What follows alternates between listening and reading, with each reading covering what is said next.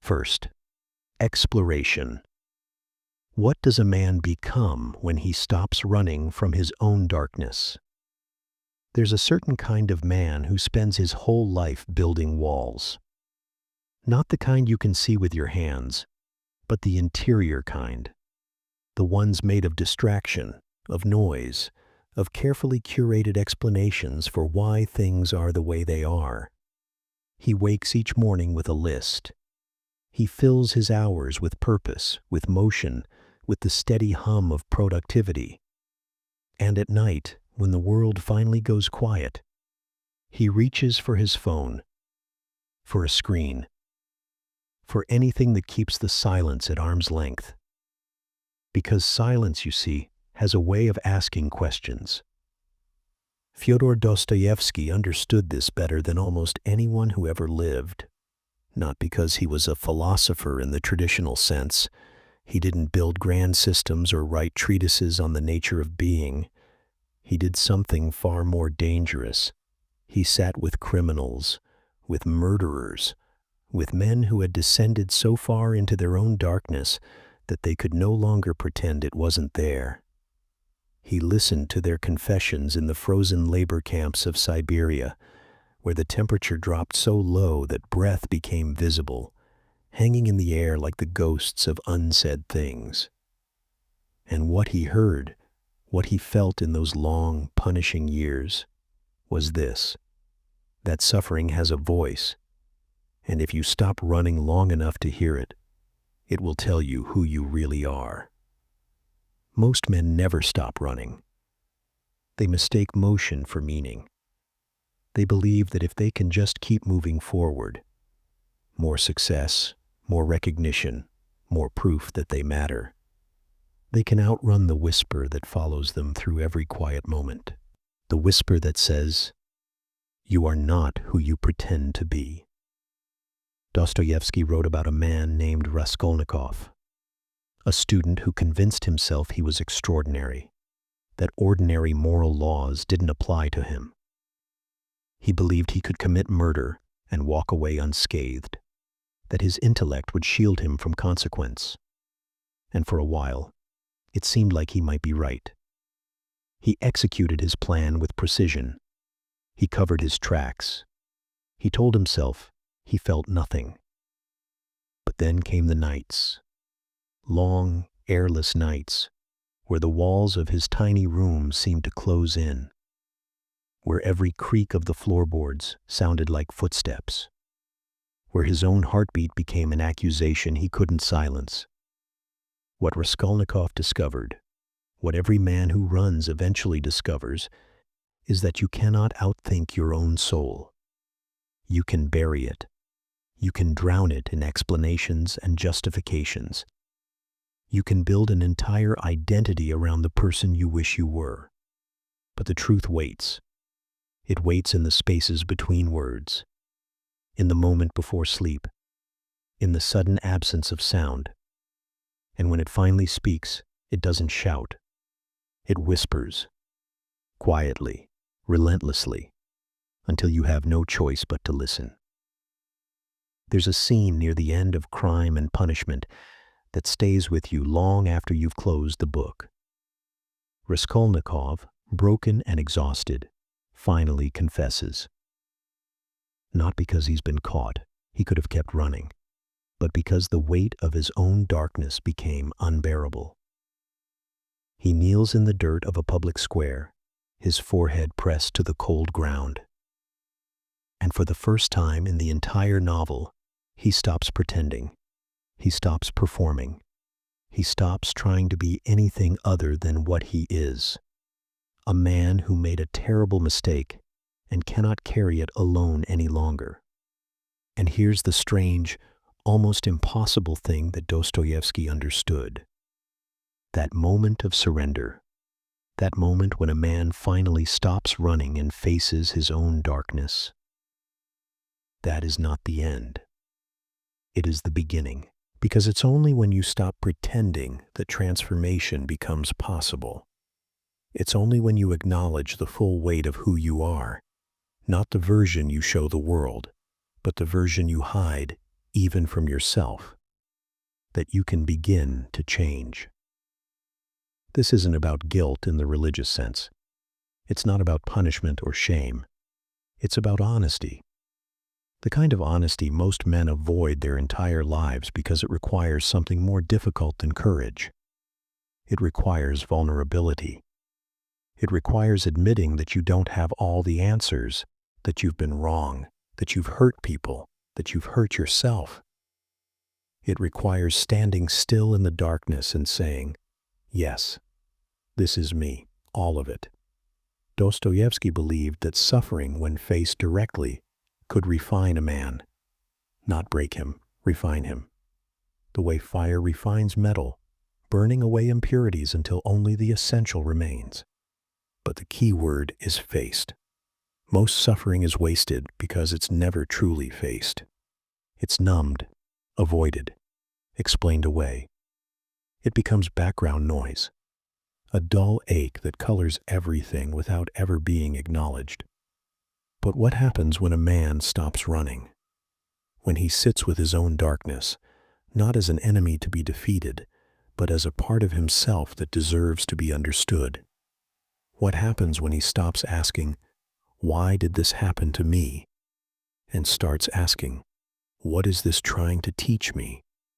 The answer, Dostoevsky suggests, is something close to grace, not the kind that descends from above like a beam of light, but the kind that rises from within, slowly, quietly, like water seeping up through cracked stone. It's the grace of self-knowledge, the grace of no longer needing to pretend, the grace of becoming finally, after all these years, the man you actually are, instead of the man you thought you should be. And maybe that's the secret he found in those frozen years in Siberia, surrounded by men who had nothing left to lose. That heaven isn't a place you arrive at by being perfect. It's a place you discover by being honest. That redemption doesn't come from escaping your darkness, but from walking straight through it, eyes open, heart exposed, until you reach the other side. Second exploration. Can a soul be saved by the very thing that destroys it? There's a paradox at the heart of human suffering that most of us spend our lives trying to avoid.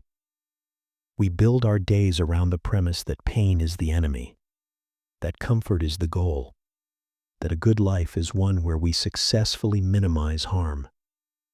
We see suffering as a detour, an interruption, something to be medicated or managed or moved past as quickly as possible. And yet, if you sit with the great works of literature, if you listen to the confessions of people who have lived through genuine darkness and emerged somehow changed, you begin to notice something strange. The very thing that broke them was also the thing that saved them. Dostoevsky knew this in his bones. He knew it not from books, but from the cold floor of a prison cell. From the moment he stood before a firing squad believing he had seconds left to live. From the 4 years he spent in a Siberian labor camp, where the temperature could kill you as easily as a guard's rifle. He went into that darkness one man and came out another. Not because suffering is noble. Suffering is brutal, indifferent, often meaningless, but because it has a way of stripping away everything that isn't essential. It removes your ability to lie to yourself. It takes away the masks you wear, the stories you tell, the comfortable fictions you've built your identity around. And what remains, when everything else is burned away, is something raw and true, and terrifyingly real. He wrote about a prostitute named Sonia, a young woman forced into degradation to feed her family.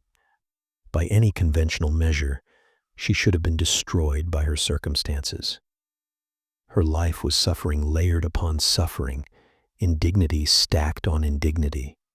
And yet, when Raskolnikov comes to her in his own torment, when he's drowning in guilt and isolation, in the terrible loneliness of a man who can no longer stand his own company.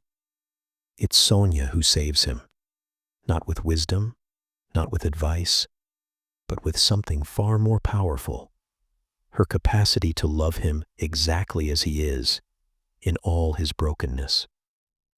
She hands him a Bible and asks him to read the story of Lazarus, the man who was dead for 4 days before Christ called him back to life. And as Raskolnikov reads aloud, his voice shaking, something shifts. Because the story isn't really about Lazarus. It's about resurrection. It's about the possibility that even what appears completely dead, a soul, a conscience, a sense of meaning, can be called back, that it's never too late to return to life. But here's the unsettling part that Dostoevsky wants you to understand. Sonia's capacity to love, to forgive, to see the humanity in another person, even when they can't see it themselves. That capacity was forged in the furnace of her own degradation. Her suffering didn't just damage her. It also created something in her that couldn't have existed otherwise. A kind of radical empathy, a fierce, unbreakable compassion born from understanding what it means to be at the bottom, to have nothing left, to be seen as worthless by a world that has no use for you. This is the paradox. The wound and the cure are the same thing. We see it again and again in Dostoevsky's work.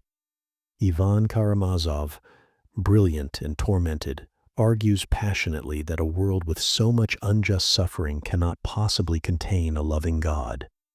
He's right, in a sense. His logic is airtight. And yet his very rebellion, his refusal to accept easy answers, his willingness to sit with the full horror of existence, that same quality that threatens to destroy him is also the thing that makes him deeply, achingly human. His suffering isn't pointless. It's the price he pays for consciousness, for the ability to ask questions that matter, for refusing to sleepwalk through life. Or consider Prince Mishkin in The Idiot, a man so good, so pure-hearted, that the world literally cannot accommodate him. He suffers not because he's weak, but because he feels too much, because he sees the pain in others and carries it as if it were his own. The world calls him an idiot, and maybe he is, by the world's standards. But his suffering, his inability to protect himself, his constant wounding by a society that values cunning over kindness, reveals something the rest of the characters can't see. That maybe the world is wrong, that maybe the problem isn't with the one who loves too much, but with the ones who have forgotten how. There's a moment late at night when you can't sleep, when your mind circles back to the things you'd rather not think about, the mistakes you've made, the people you've hurt, the versions of yourself you're ashamed of. And in those moments, there's a temptation to turn away, to reach for distraction, to tell yourself that dwelling on the past serves no purpose. But Dostoevsky would say, stay with it, not to punish yourself, not to wallow, but because that discomfort, that shame, that recognition of your own capacity for harm, it's also your capacity for change. The soul that has never been broken doesn't know its own strength. The person who has never suffered deeply doesn't understand what it means to truly recover. Redemption isn't possible without something to be redeemed from. And love, real love, the kind that can look at another person's worst self and say, I see you, and I'm not leaving. That kind of love only makes sense to someone who has needed it themselves. This is why Dostoevsky's characters find grace in the strangest places, not in churches, not in philosophy, not in grand moral systems, but in the quiet moment when one broken person reaches out to another. When Sonia touches Raskolnikov's hand, when Alyosha kisses his brother Ivan after hearing his terrible confession, when suffering, instead of isolating us, becomes the strange and unexpected bridge between souls. So maybe the question isn't whether suffering has meaning. Maybe the question is, what will you let it teach you? Will you let it harden you, turn you bitter, convince you that the world is nothing but cruelty, that the only rational response is to protect yourself at all costs? Or will you let it soften you, deepen you, open you to the reality that everyone you meet is carrying their own unbearable weight, and that sometimes the most profound thing you can do is simply witness another person's pain without trying to fix it? The paradox remains. The thing that destroys you might also be the thing that saves you, not in spite of the pain, but because of it. Because it forced you to become someone you couldn't have been otherwise. Third exploration. What if freedom is the heaviest burden a man can carry?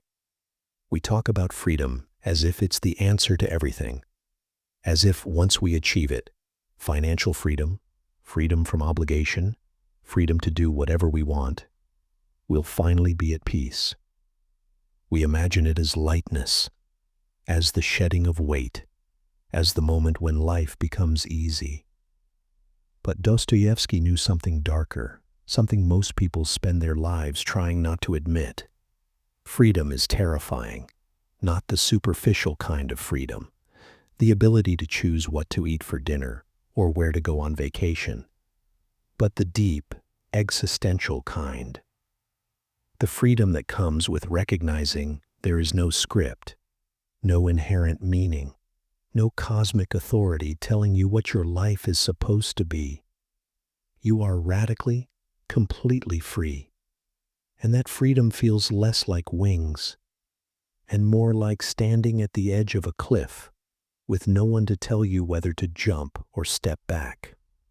In The Brothers Karamazov, Dostoevsky gives us one of the most chilling passages in all of literature, The Grand Inquisitor. It's a story within a story told by Ivan to his brother Alyosha.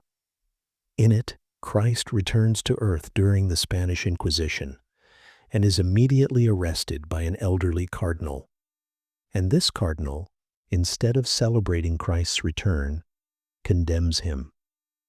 He says that Christ made a terrible mistake by giving humanity freedom, that people don't actually want freedom, they want certainty, they want security, they want bread, they want someone to tell them what to believe, what to do, how to live. Freedom, the cardinal argues, is too heavy a burden. It requires too much responsibility. It demands that each person decide for themselves what is right and wrong, what is meaningful and meaningless. And most people, he says, would rather surrender that freedom in exchange for comfort. And the truly unsettling part is, he might be right. Think about how many people spend their lives waiting for permission. Permission to pursue the thing they actually care about. Permission to leave the relationship that's been dead for years. Permission to stop pretending they're happy when they're not. They say they want freedom, but what they really want is for someone else to make the choice for them so they don't have to bear the weight of the decision. Because here's what Dostoevsky understood. Freedom means responsibility. It means that your life, in all its messiness, disappointment, and occasional beauty, is yours. You can't blame your parents forever. You can't blame society, or your boss, or bad luck. You are the author of your choices, even when those choices were made in ignorance, or fear, or desperation. And that's a crushing realization. It means that if you're unhappy, you have to do something about it. If you've hurt someone, you have to own it. If you've wasted years, you can't get them back. But you can choose differently, starting now. Most men avoid this realization. They build elaborate structures to avoid it. They tell themselves they'd do something different if only circumstances were different. If only they had more money. If only their partner was more supportive. If only the world wasn't so unfair. And maybe all of that is true. But it's also a trap. Because as long as you're waiting for conditions to be perfect, you never have to face the much harder truth that you're free to act right now and you're choosing not to. Dostoevsky's characters are constantly confronting this. Raskolnikov is free to confess or remain silent. Dmitri Karamazov is free to accept responsibility for sins he didn't commit because he knows he's guilty of something deeper. Ivan is free to believe or not believe, to embrace faith or remain in his intellectual prison. And the weight of that freedom, the sheer existential heaviness of having to choose, knowing that no one else can choose for you, is almost unbearable. There's a quiet agony in realizing that your life will be exactly what you make of it, that no one is coming to save you, that there's no moment when everything will suddenly make sense or fall into place, that you are, in every moment, deciding who you are by what you do and by what you refuse to do. And yet, here's the strange gift hidden in that burden. If you're responsible for your life, then you're also free to change it, not all at once, not in some dramatic, cinematic transformation, but slowly, in small decisions, in the accumulation of choices that, over time, become a direction. You are free to forgive, even when forgiveness seems impossible. You are free to love, even when love makes you vulnerable. You are free to try again, even after failing. This is what Dostoevsky's characters discover in their darkest moments. That freedom and responsibility are two sides of the same coin. You can't have one without the other. And the burden, the terrible, magnificent burden of being a free human being, is also the source of every meaningful thing you'll ever do. So maybe the question isn't how to escape the weight of freedom. Maybe the question is, what will you do with it? Now that you know you're free, now that you can no longer pretend someone else is in control, what will you choose? The night is long, the silence is deep, and somewhere in that silence, your answer is waiting. Fourth exploration. Why do we love most fiercely? Only after we've already lost. There's a peculiar truth hidden in the chambers of the human heart, one that Dostoevsky understood better than most men who've ever put pen to paper. It's the kind of truth that visits you in the quiet hours, when the house has settled and you're left alone with the weight of your own memories. It lives in that moment when you realize the people you took for granted, the ones whose presence felt as constant as breathing, are the very ones whose absence now carves canyons through your chest. And the question whispers itself in the darkness. Why couldn't you see them clearly when they were still within reach? Dostoevsky knew this landscape well. He walked through it in chains, literally, his ankles raw from irons in a Siberian labor camp, where men were reduced to numbers and the cold didn't distinguish between the innocent and the guilty. There, in that place where humanity went to be forgotten, something strange happened. The very things he'd intellectualized about in the salons of St. Petersburg, suffering, redemption, the nature of love, became flesh and bone. They became real in a way that all his clever thoughts had never been. Before his exile, he'd loved ideas. He'd loved the intoxication of revolution, the thrill of forbidden gatherings where young men spoke of tearing down the old world. But in Siberia, stripped of everything, his freedom, his future, even his name, he discovered what it meant to love a person. Not the abstract notion of humanity that revolutionaries worship from a distance, but the actual, flawed, struggling soul shivering in the bunk beside you. The man who'd murdered his wife, the thief who wept for his mother, the peasant who shared his last crust of bread.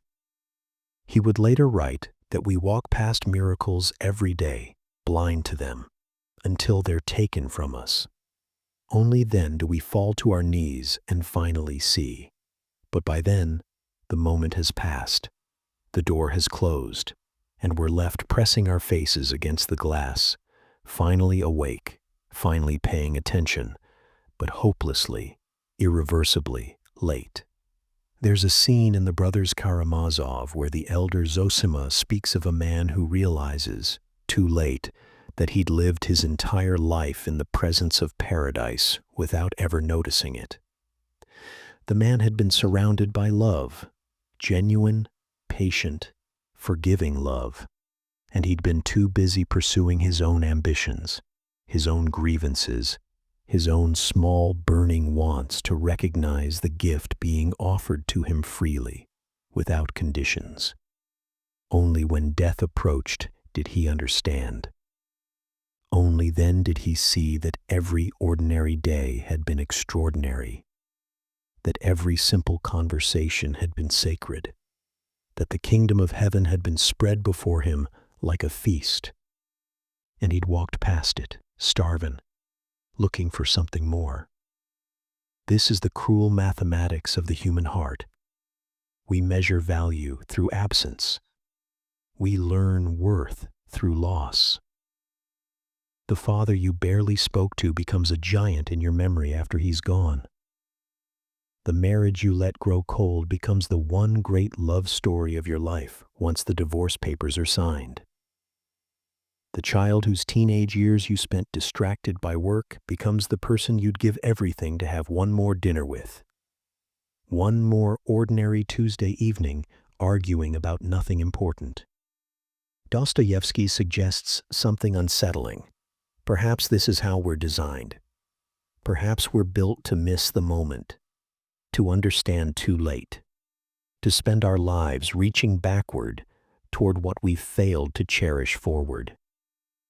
It's as if we're all living in a perpetual state of exile from our own lives, never quite present, never quite here, always somewhere else in our minds, until suddenly we're yanked back by loss and forced to confront what was actually in front of us all along.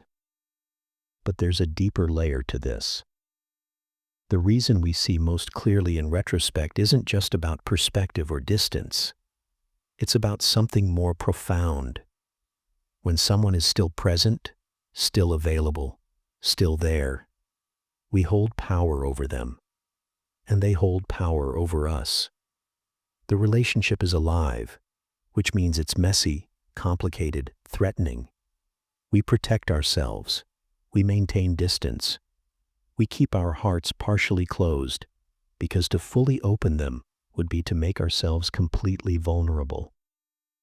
Only when they're gone, when the threat is removed, when the relationship can no longer hurt us or demand anything from us, do we finally dare to love them completely. In memory, we can be brave. In retrospect, we can be generous. We can offer the deceased version of someone all the tenderness we withheld from their living self. This is perhaps our greatest tragedy and our deepest shame. We love best when it costs us nothing. We become our most magnificent selves only after it no longer matters. And somewhere in the silence between heartbeats, we wonder if we're capable of doing better, of seeing clearly while there's still time, of loving fully while the other person can still feel it. Or are we doomed to this pattern forever, recognizing heaven only after we've been expelled from it? Fifth exploration. What if the ego must shatter before the soul can speak? There's a moment in every man's life when the carefully constructed version of himself, the one he's been building, defending, and presenting to the world, cracks open, not gently, not gradually, but suddenly, completely, like ice breaking beneath his feet. And in that terrifying instant, he glimpses something underneath that he's spent decades trying to avoid. His actual self, raw and undefended, stripped of all the stories he's been telling about who he is. Dostoevsky lived this moment publicly, spectacularly. Picture it, a young writer, 28 years old, standing in a square in St. Petersburg in December. The kind of cold that turns breath to ice. He's been sentenced to death for reading forbidden literature, for attending meetings where men dreamed of a different Russia. They've bound him to a post. Soldiers have raised their rifles. He can see their fingers on the triggers. He has seconds left, maybe less. And in those seconds, the entire architecture of his ego, his reputation, his future novels, his plans, his identity as a brilliant young intellectual, all of it becomes instantly, laughably meaningless. The shots never came. It was theater, cruelty disguised as mercy. At the last possible moment, a messenger arrived with the Tsar's pardon. 4 years of hard labor instead of execution. But something had already died in that square. The person who had stood at that post, certain he was about to stop existing, could never quite come back fully. That version of Dostoevsky, with all his arrogance and certainty, was gone. What emerged from Siberia 4 years later was something else entirely. In the camps, the thing that sustained other men, their sense of self, their pride, their identity, became a liability. The intellectual who clung to his education suffered more than the peasant who had nothing to prove. The nobleman who insisted on his status went mad faster than the common criminal who'd already surrendered his dignity. Dostoevsky watched this happen. He understood that the ego, that voice in our heads that constantly narrates our specialness, our differentness, our importance, becomes a kind of prison when we're already in prison. But something stranger happened in the breaking. When the ego shattered, when that constant internal commentary finally went quiet, there was something underneath. Not emptiness, as he'd feared, but a voice. Quieter than the ego's shouting. Older, steadier. The soul, perhaps, or whatever we call that part of ourselves that exists beneath personality, beneath biography, beneath all the accumulated layers of who we think we're supposed to be. This is what he'd write about for the rest of his life. Not in abstract philosophical terms, but in characters who lived it. Raskolnikov, the student who commits murder to prove he's extraordinary, only to discover that his extraordinariness was itself ordinary. Millions of young men think they're Napoleon. It's only when he surrenders, when he confesses, when he allows himself to be nothing more than a murderer seeking redemption, that something like grace becomes possible. Or Prince Mishkin, the idiot, who has no ego at all, or so little that he moves through the world completely undefended, absorbing everyone's suffering, unable to protect himself from the cruelty of people who mistake his openness for weakness. Dostoevsky seems to ask, what if the truly sane person in an insane world appears insane? What if the man without armor is actually the only one who's truly alive? The ego tells us we're special. It builds a fortress of achievements and identities and carefully curated traits. It says, I am a good father, a successful man, a person who has never failed in this particular way. And we believe it. We defend it. We'll destroy relationships, abandon truth, twist reality itself to protect that image. The ego would rather die than admit it was wrong about who we are. But the soul doesn't care about any of that. The soul knows that beneath the resume, the reputation, and the carefully managed facade, there's just a human being, struggling, flawed, desperately trying to figure out how to love and be loved before time runs out.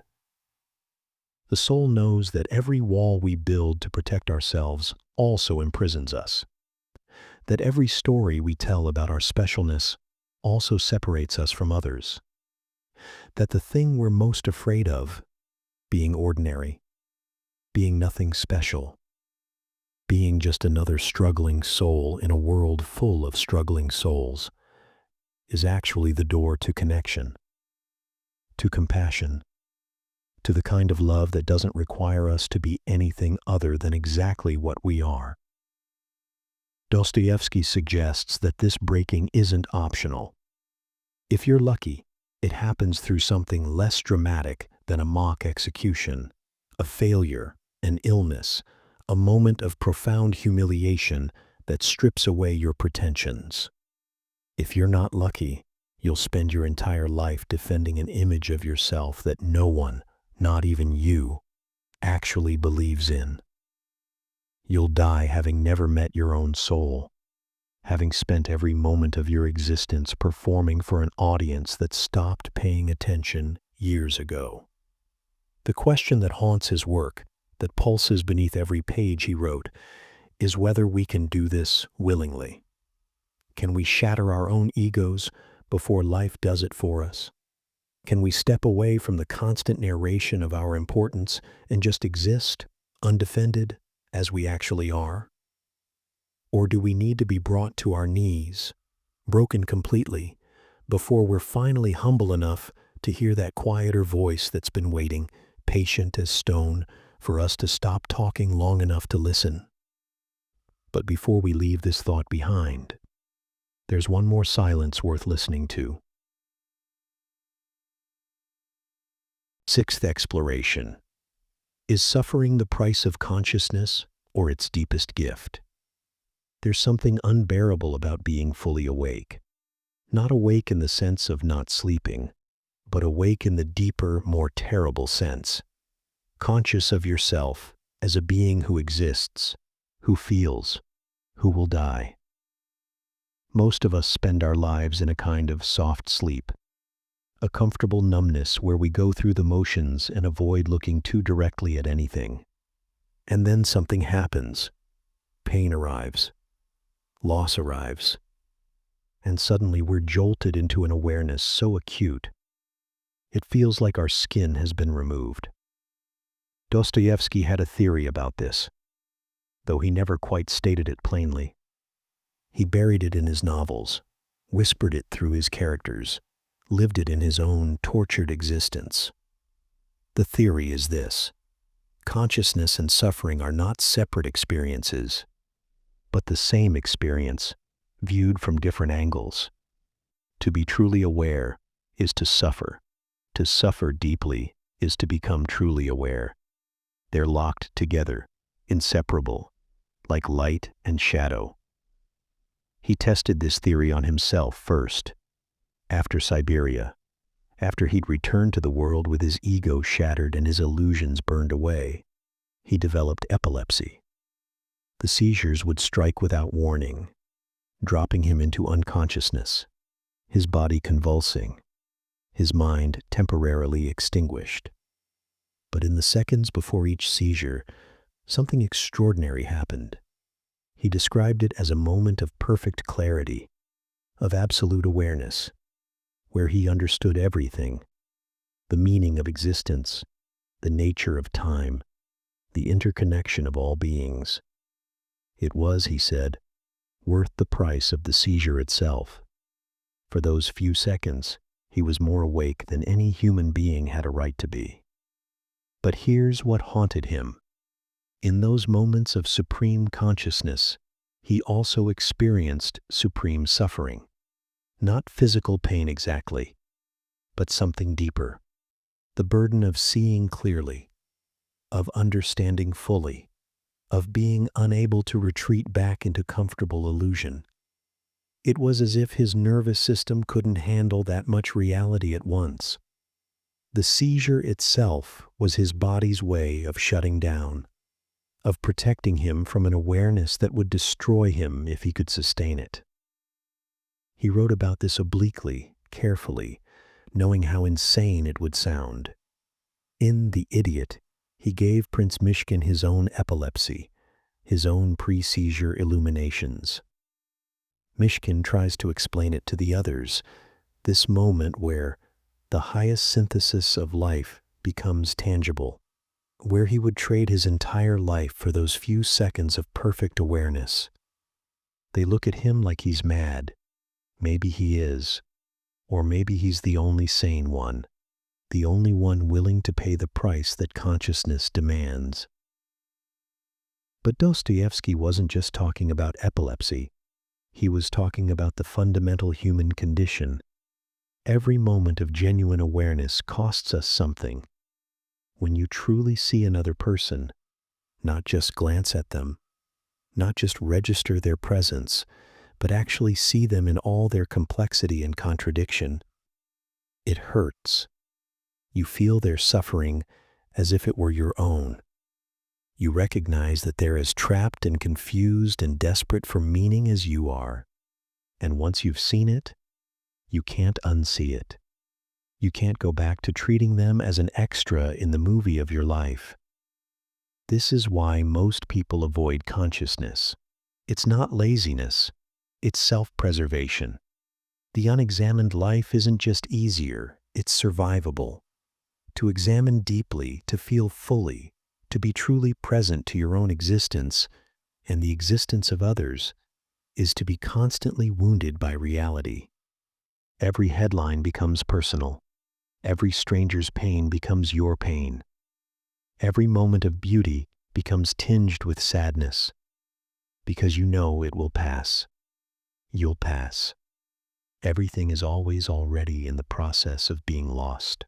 But here's where Dostoevsky turns the knife. This suffering isn't a flaw in the design.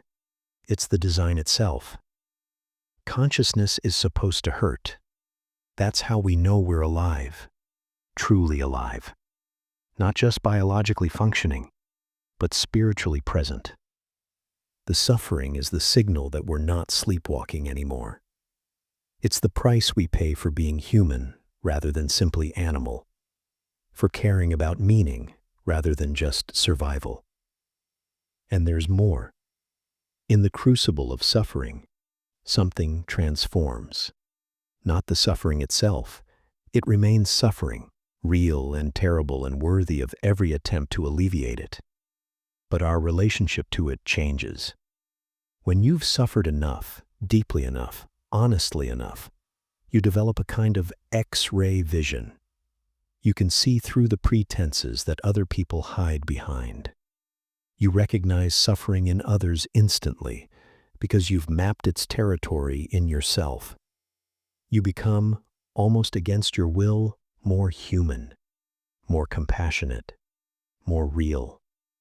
The characters in Dostoevsky's novels who've suffered most deeply, Sonia the prostitute, Mishkin the epileptic, Alyosha who witnessed his mother's madness, these are the ones capable of genuine love. Not romantic love, not transactional love, but something deeper. A love that requires nothing, judges nothing, simply sees another human being and recognizes them as a fellow traveler through this difficult, beautiful, impossible existence. This is the gift hidden inside the curse. Suffering cracks us open, and through those cracks, light gets in. Not the light of easy answers or cheap consolation, but the light of genuine connection, of real understanding. The person who's never suffered deeply remains, in some fundamental way, alone. They can't quite reach others because they haven't reached that depth in themselves. But the person who's been broken, who's felt the full weight of consciousness, who stood at the edge and looked into the abyss, that person can finally, truly meet another human being. Dostoevsky seems to whisper across the decades, your suffering is not meaningless. It's not punishment. It's not even primarily about you. It's the mechanism by which you become capable of the one thing that matters: authentic presence with another soul. The pain you've endured has carved space inside you for empathy, for wisdom, for a kind of love that can only exist on the other side of suffering. And so the question remains, turning slowly in the darkness. Would you trade your suffering for unconsciousness? Would you give up the awareness that hurts so much for the comfort of never fully waking up? Or is there something in you, something quiet but insistent, that knows the pain of consciousness is also its privilege? That to feel deeply is to live deeply. And that perhaps in the end, it's the only life worth living at all. Seventh, exploration. What if the cruelest thing we do is forgive ourselves too soon? There's a particular kind of quiet that settles over a man when he realizes he's been holding a wound he never fully examined. Not the sharp pain of a fresh injury, but the dull ache of something half-healed, covered over, pushed down into the cellar of memory where we keep the things we've decided not to look at anymore. Dostoevsky understood this silence. He spent 4 years in a Siberian prison camp, shackled, stripped of everything except the raw machinery of his own consciousness.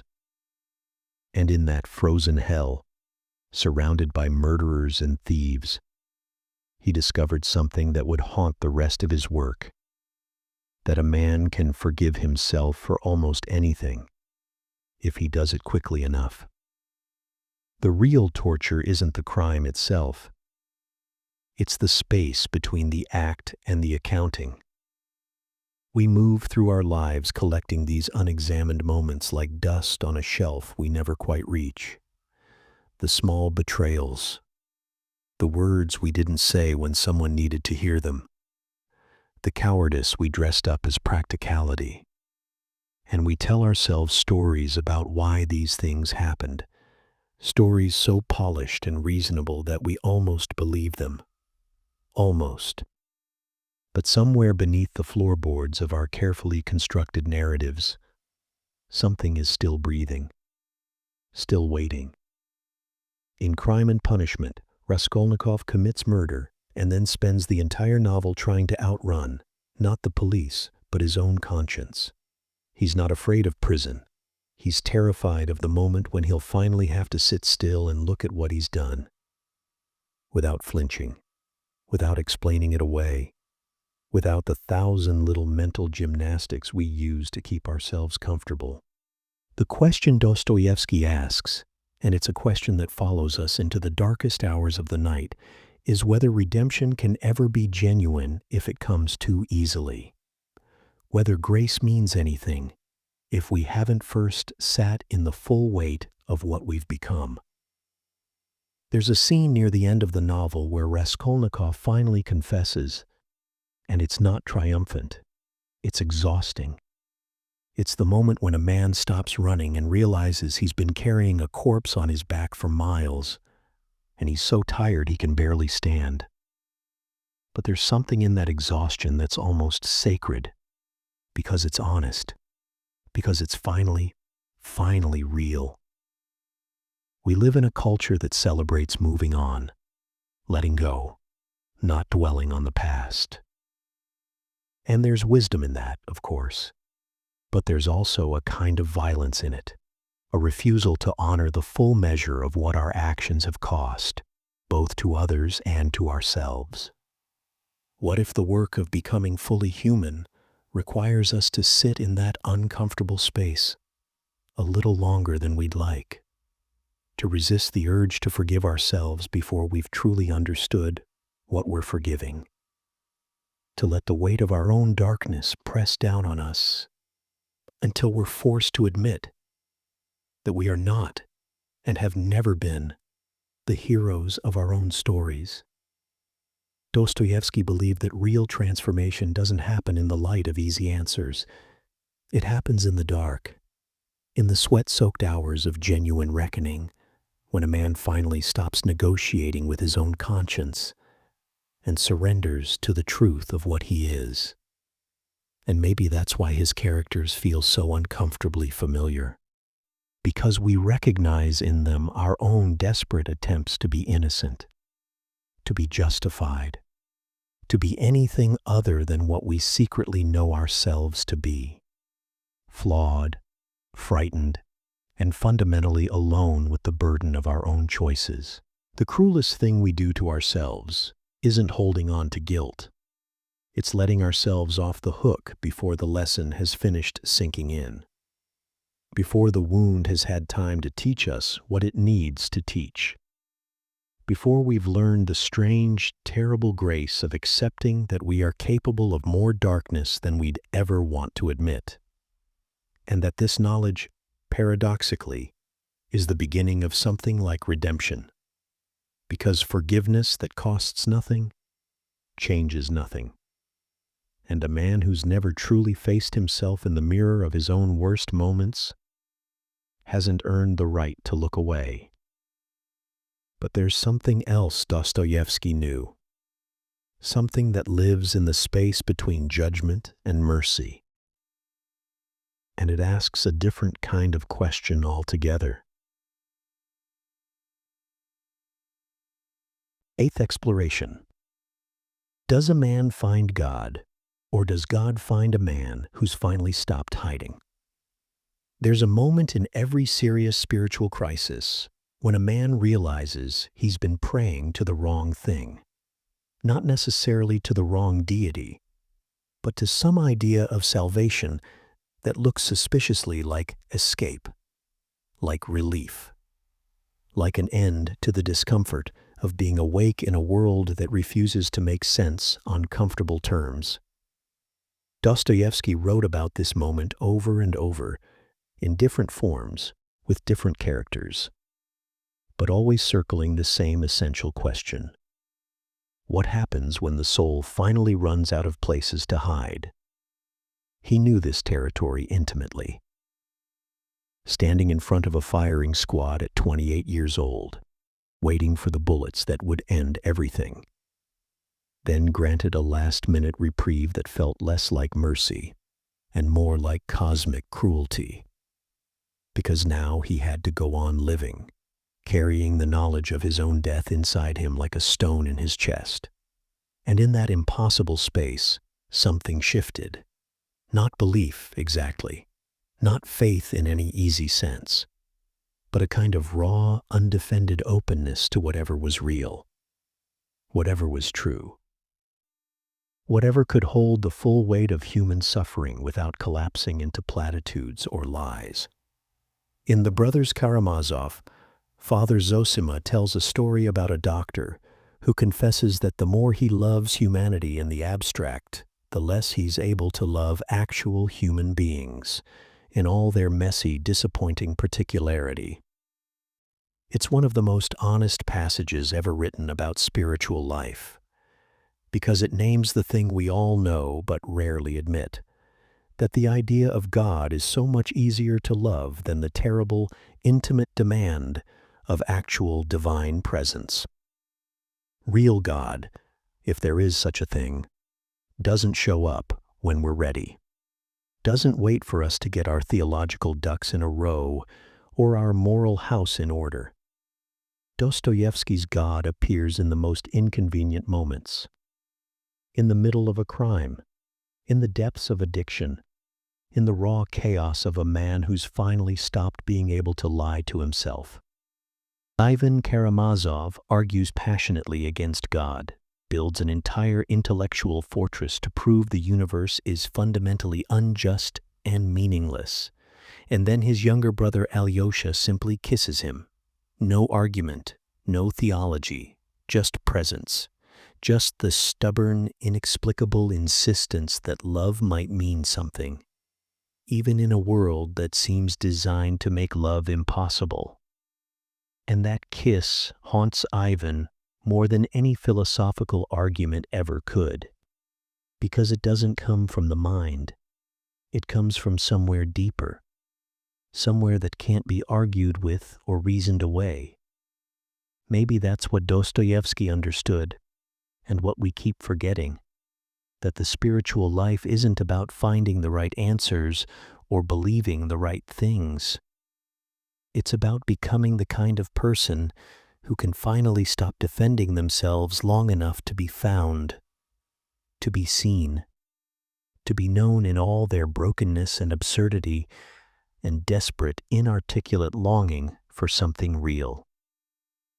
There's a passage in his prison memoir where he describes watching a group of convicts perform a play and being suddenly, violently moved by their humanity. These were men who'd committed unspeakable acts, men society had written off as monsters, and yet in that moment, watching them pretend to be other people, reaching for something beautiful despite everything, he saw something he could only call grace, not because they deserved it, not because they'd earned it, but because grace, by its very nature, can't be earned. It can only be received. And it can only be received by someone who's finally stopped pretending they don't need it. We spend so much of our lives constructing elaborate systems to prove we're okay. We're good enough. We've got it figured out.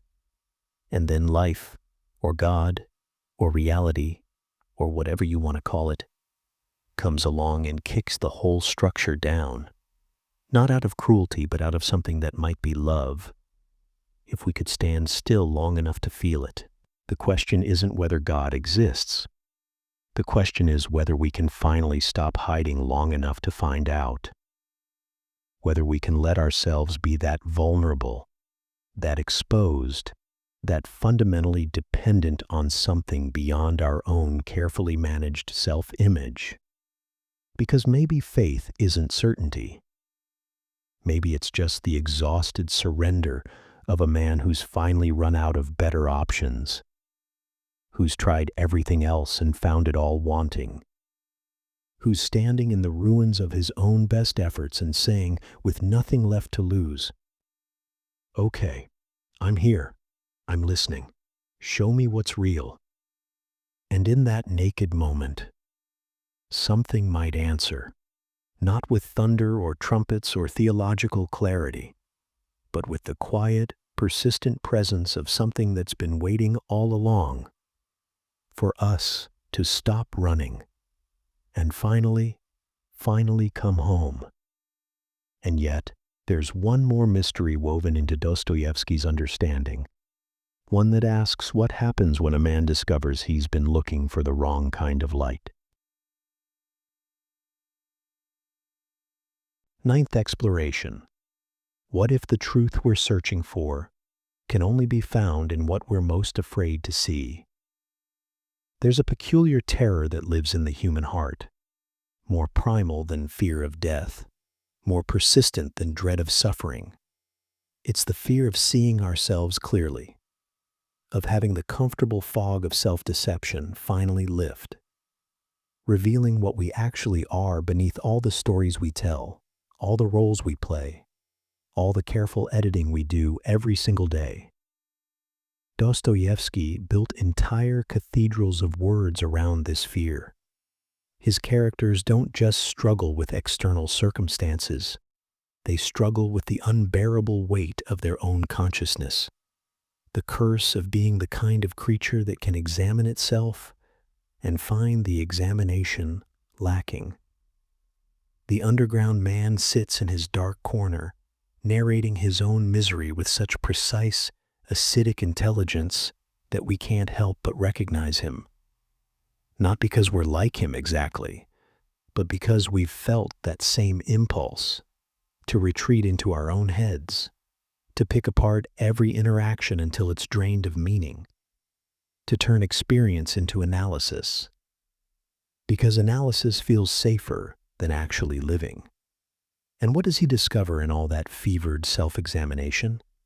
Not enlightenment, not clarity, just more and more layers of self-deception, each one convinced it's finally telling the truth while laying the groundwork for the next evasion. That's the trap Dostoevsky understood so well, that consciousness itself can become a hiding place, that thinking about our problems can become a way of avoiding actually confronting them. That self-awareness can be just another more sophisticated form of self-delusion. The truth we're most afraid to see isn't out there in the world, it's in here. In the dark corners of our own motivations, in the ugly little compromises we make every day, in the gap between who we pretend to be and who we actually are when no one's watching. In his final novel, old Karamazov is murdered, and each of his sons could plausibly have done it. Not because the evidence is ambiguous, but because Dostoevsky wants us to understand something deeper, that we're all capable of the worst things we can imagine. That the line between the murderer and the innocent isn't nearly as clear as we'd like it to be. That given the right circumstances, the right pressures, the right moment of weakness, any of us could cross that line without even realizing we'd moved. This is the truth we spend our lives running from. Not some abstract philosophical puzzle, but the concrete, visceral reality of our own capacity for darkness. The small cruelties we inflict without thinking. The ways we use other people to shore up our own sense of importance. The lies we tell ourselves so smoothly that we don't even register them as lies anymore. But here's where Dostoevsky's genius becomes almost unbearable. He suggests that this terrifying truth, this thing we're most afraid to see, might actually be the doorway to something like freedom. That you can't be forgiven for sins you won't admit you've committed. That you can't be healed of wounds you insist don't exist. That transformation requires first acknowledging what needs transforming. Dmitri Karamazov, the most passionate and reckless of the brothers, accepts punishment for a crime he didn't technically commit, because he understands, on some level, that he's guilty of something deeper. Not this particular murder, but the entire way he's lived his life.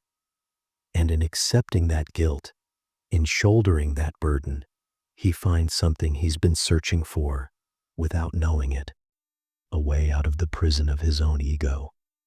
It's not logical. It doesn't make sense by any conventional moral calculus, but it rings true in some subterranean chamber of the heart, where we keep the things we know but can't quite articulate. The light we're searching for doesn't come from avoiding the darkness. It comes from descending into it fully, consciously, without the usual defenses and distractions. From looking at our own shadow without flinching, without explaining it away, without softening the edges until it looks more acceptable. Because what we find there, in that frightening depth, isn't just darkness. It's also the peculiar dignity of a creature that can face the truth about itself, and somehow keep living, keep choosing, keep reaching toward something better. Not because we're innocent, but because we've finally stopped insisting on our own innocence. Dostoevsky never promised this would be easy. His books are hard to read, not because the prose is difficult, but because he refuses to let us look away from what's actually happening inside us. He holds up a mirror and asks us to keep looking, even when we want to smash the glass. But maybe that's the gift, that uncomfortable, unrelenting insistence on the truth.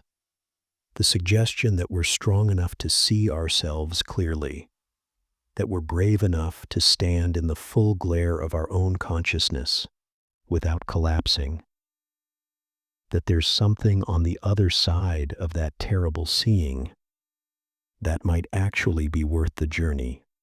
The truth we're searching for lives in the last place we want to look, but it's been waiting there all along, patient and inexorable for the moment when we're finally ready to stop running and turn around. 10th exploration.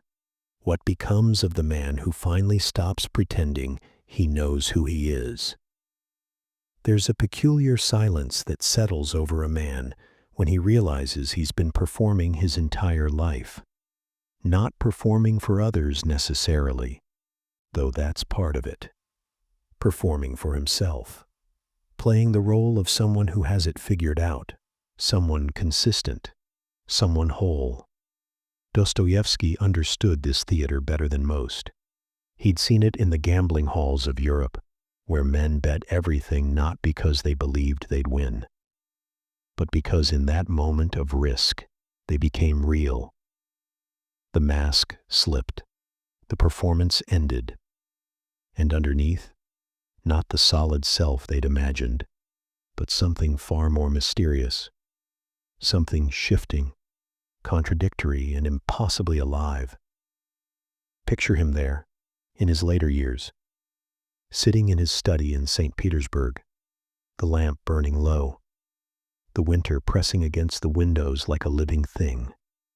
He's writing about Alyosha, about Dmitri, about Ivan. But really, he's writing about the same question that kept him awake through those Siberian nights in prison camp. Who am I when everything I think I know about myself is stripped away? The man who pretends he knows himself lives in a kind of comfortable prison. The walls are familiar. The routine is predictable. He can point to his life and say, "This is me. I'm the kind of person who does this, believes that, wants those things." It's a story with a consistent narrator. Clean, manageable, safe. But Dostoevsky had lived through the firing squad, stood there in Semyonovsky Square, waiting for the bullets, only to receive a pardon at the last possible second. He knew what happened in those final moments. The story dissolved, the performance ended, and what remained wasn't a solid self, but something much stranger. A consciousness watching itself prepare to vanish, aware, alert, utterly without script. There's something almost unbearable about this realization when it first arrives. We've spent so long constructing this edifice of identity. We've made promises to ourselves about who we are. We've built entire lives around maintaining this consistency. And then, in some quiet moment, maybe it's 3 a.m, maybe it's after a profound loss, maybe it's just an ordinary Tuesday that somehow breaks open. We feel it crack. The man in this moment has a choice. He can rush to repair the crack, reinforce the walls, get back to the familiar performance. Most do. The alternative feels too vast, too uncertain. But some, the ones Dostoevsky kept writing about, let it break. And here's the strange mercy hidden in that breaking. What emerges isn't chaos. It's something older than the performance, something that's been there all along, waiting beneath the script. The Russians had a word for it. Zhivaya dusha, the living soul. Not the soul as we usually think of it, some immortal, unchanging essence, but the soul as a kind of breathing mystery, something that can only be known by not trying to know it. When a man stops pretending he knows who he is, he doesn't become lost. He becomes available to himself in a way he's never been before. The contradictions that once terrified him, how he can be both gentle and cruel, both generous and selfish, both faithful and faithless. These stop being problems to solve and become the very texture of his humanity. Dostoevsky's characters live in this space. They're not consistent. They surprise themselves. They commit acts of profound beauty and profound ugliness, sometimes in the same hour. And we recognize them, not because they're well constructed, but because they're true. They've stopped performing. They've stopped pretending. They've entered that rare territory where a human being actually meets himself. There's a particular scene in The Brothers Karamazov where Dmitri, wild, drunk, desperate, speaks about how a man can hold a terrible beauty and a terrible shame in his heart at the same exact moment. How these opposites don't cancel each other out. How they somehow exist together, creating something neither pure nor simple, but achingly real. This is what waits on the other side of the performance. Not clarity, exactly, not certainty, but a kind of truthfulness that makes the old identity feel like a child's drawing compared to the full spectrum of what a human being actually is. The man who stops pretending begins to notice things he couldn't see before. How his moods shift like weather. How his convictions are less solid than he thought. How the self he wakes up with on Monday isn't quite the same self that exists on Friday night. And instead of fighting this, instead of trying to force consistency, he begins to move with it, to cooperate with his own complexity. There's a tremendous relief in this, once the initial terror passes. The exhaustion of maintaining the performance lifts. The constant vigilance, am I being true to my image of myself, dissolves. What remains is something more immediate, more present, more intimate with its own unfolding. Dostoevsky spent his last years in a kind of quiet radiance. Those who knew him said, he'd been to hell and back, prison, epilepsy, gambling addiction, grief, debt, exile. But something in him had softened. Something had stopped resisting. He'd become, in his own words, a student of the human heart. Not an expert, a student, always learning, always being surprised by what he found. This is the gift waiting in that surrender.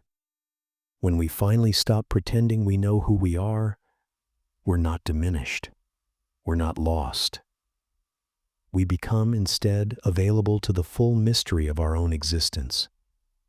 We become someone we can actually know, not through definition, but through presence, through attention, through the simple, radical act of allowing ourselves to be exactly what we are, moment by moment, without script or rehearsal. And in that allowing, something ancient and true begins to breathe. But there's another kind of pretending, even more subtle, even more difficult to release. 11th, exploration. Why does redemption require us to remember what we'd rather forget? There's a specific weight that settles into the body when we're carrying something we don't want to look at. A tightness in the shoulders. A quickening of the breath when certain memories drift too close.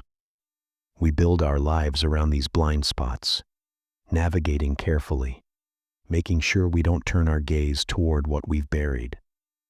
Dostoevsky called this the underground. Not a place, but a condition. The state of living above your own truth, building floor after floor of justification, distraction, and forgetfulness. While below, in the dark, the thing you refuse to see grows heavier. He'd written from that underground, literally in one of his most devastating novels, where the narrator speaks from beneath the floorboards of his own life. A man who remembers everything and understands nothing. A man who cannot forget, but refuses to truly remember. There's a distinction there, subtle, but crucial. We can hold a memory without actually allowing ourselves to see it. We can know a thing happened without letting it touch us.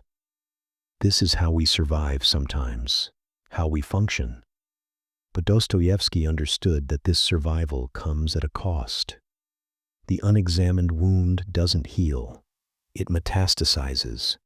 It shapes us in ways we don't recognize. It makes us cruel where we meant to be kind. It makes us distant where we long to be close. Consider Raskolnikov in the quiet of his cramped room after the murders. The memory is there, vivid, inescapable. But he wraps it in theory, in philosophy, in justification. He makes it mean something other than what it is. And this refusal to simply remember, to simply see what he did without interpretation, this is what drives him deeper into his own hell. The path to redemption in Dostoevsky's world always leads through memory, not the sanitized version, not the story we tell ourselves about why it had to happen, why we had no choice, why it wasn't really our fault, but the raw, undefended remembering, the kind that makes you feel the thing again, the shame, the fear, the small, terrible thrill of doing what you knew you shouldn't do. There's a reason we resist this. Memory without defense is almost unbearable. When we let ourselves truly remember, we can't maintain the image of ourselves as good people who occasionally stumble. We have to see the stumbling as part of who we are. We have to acknowledge that the person who did that thing, whatever it was, wasn't some temporary aberration. It was us, fully us.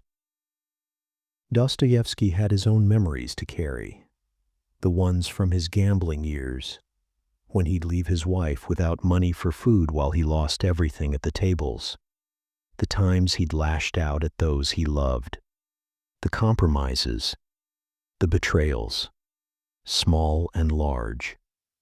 He didn't write about redemption from a position of moral superiority. He wrote from inside the struggle, from inside the resistance to remembering. But here's what he discovered, what his characters discover when they finally stop running. Redemption doesn't come from forgetting, or from making peace with a diluted version of what happened.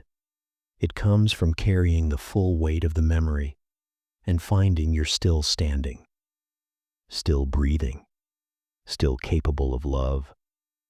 There's a moment near the end of Crime and Punishment when Raskolnikov finally allows himself to feel what he's done, not to think about it, not to philosophize it, to feel it. And this feeling breaks him completely. He sinks to the ground in the public square and kisses the earth, not because he's found some religious answer, but because the weight he's been carrying has finally been acknowledged. The underground has been opened. The memory has been allowed to be what it actually is. What happens after that moment isn't instant transformation. Dostoevsky is too honest for that. It's the beginning of something, a slow, painful reconstruction. But this time, the foundation is different. It's built on what's actually true, not on what we wish were true. The man who allows himself to remember becomes heavier and lighter at the same time. Heavier because he's carrying the actual weight now, not the defended version. Lighter because he's stopped using all that energy to maintain the defense. He's stopped running. He's stopped hiding. He's simply here with what is. This is not the same as wallowing. Dostoevsky makes that distinction carefully. His redeemed characters don't sit in their guilt like a warm bath. They allow the memory to move through them, to teach them, to reshape them. They let it hurt. They let it humble them. And then slowly, they let it open them to compassion, to understanding, to the possibility that everyone is carrying something they'd rather forget. There's a passage in The Idiot where Mishkin speaks about how consciousness itself might be a kind of suffering. How simply being aware enough to remember, to see ourselves clearly, is a burden. But it's also, he suggests, the only door to genuine love. We can only truly love others when we've faced what we're capable of ourselves, when we've remembered our own capacity for harm and let it soften us rather than harden us. The man who redeems himself through memory doesn't become pure. He becomes real. He becomes someone who can sit with another person's shame without flinching, because he knows his own. He becomes someone who can forgive, not from above, but from beside. As a fellow traveler who knows what it costs to finally turn around and look at what you've been running from. This is why Dostoevsky's vision of redemption feels so different from the usual stories. It's not clean. It's not quick. It doesn't come with trumpets and light breaking through clouds. It comes in small, quiet moments. In the middle of the night, in a cramped room, in the sudden recognition that you're still here, still breathing, still capable of change, even after everything you remember. And perhaps most mysteriously, even after finally seeing ourselves clearly, there remains one last threshold to cross.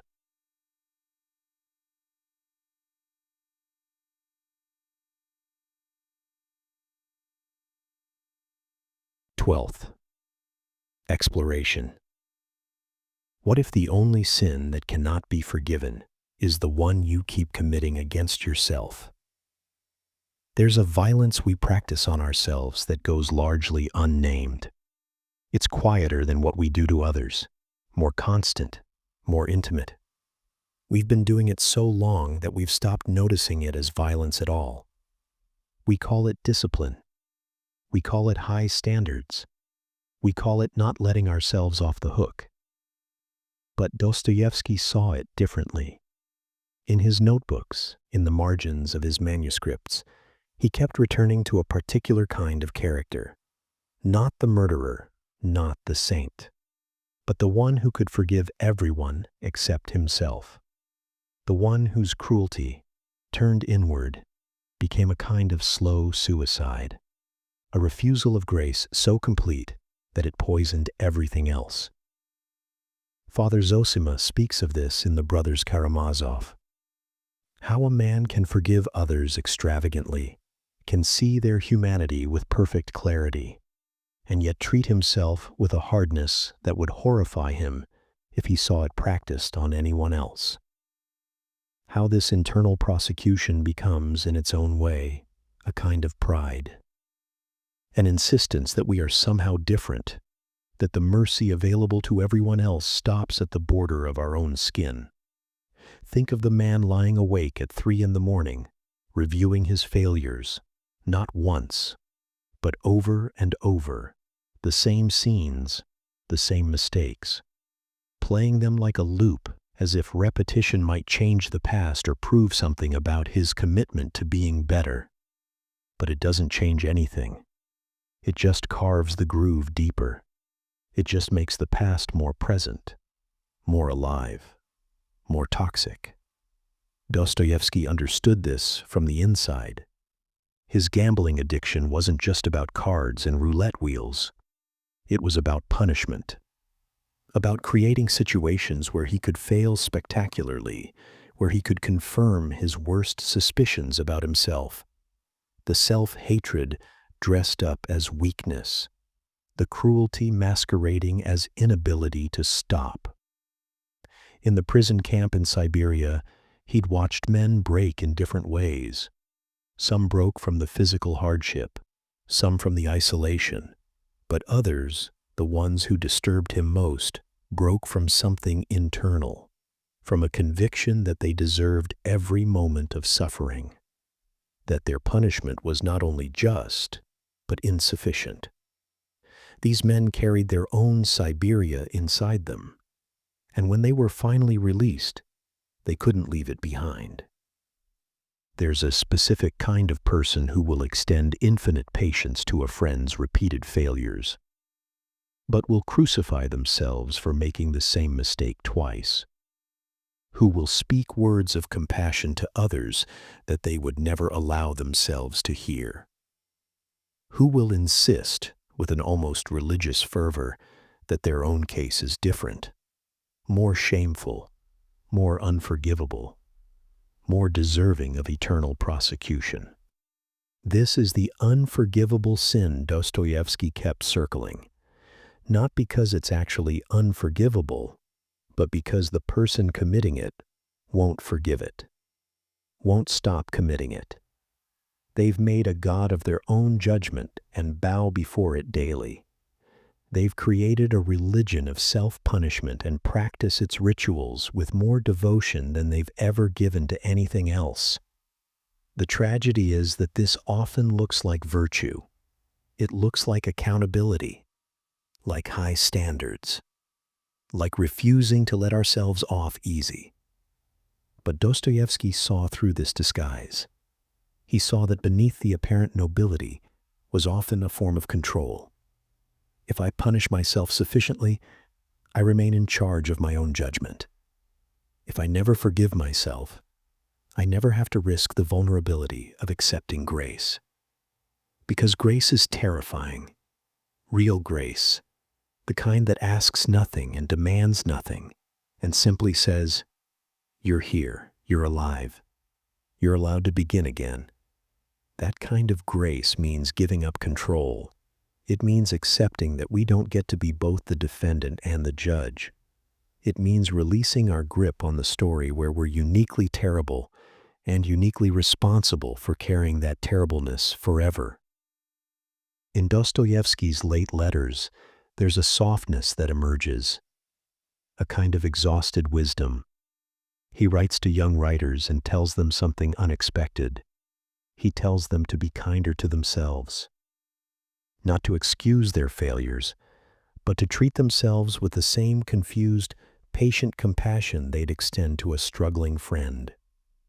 To see their own efforts, even their failed efforts, with some gentleness.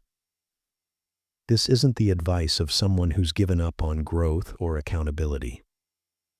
It's the advice of someone who's learned that the harshest inner critic doesn't produce the best work or the best life.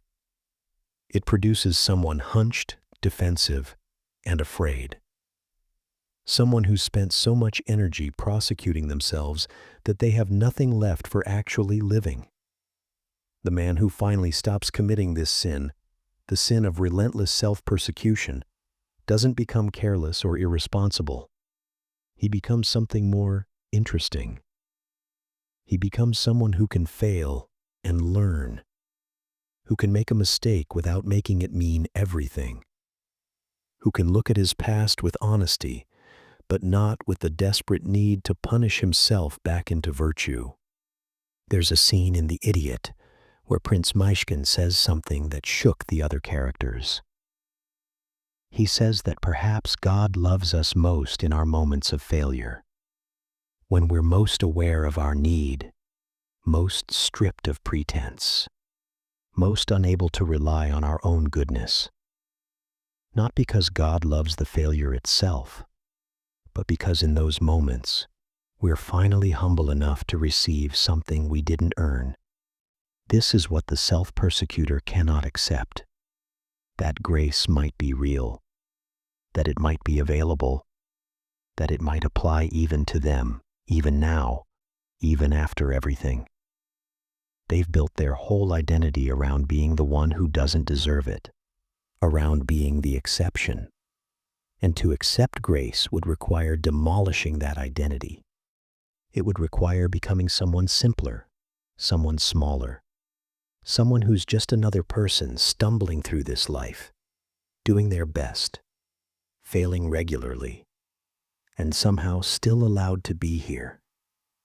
Dostoevsky spent his final years in what witnesses described as a state of almost supernatural gentleness.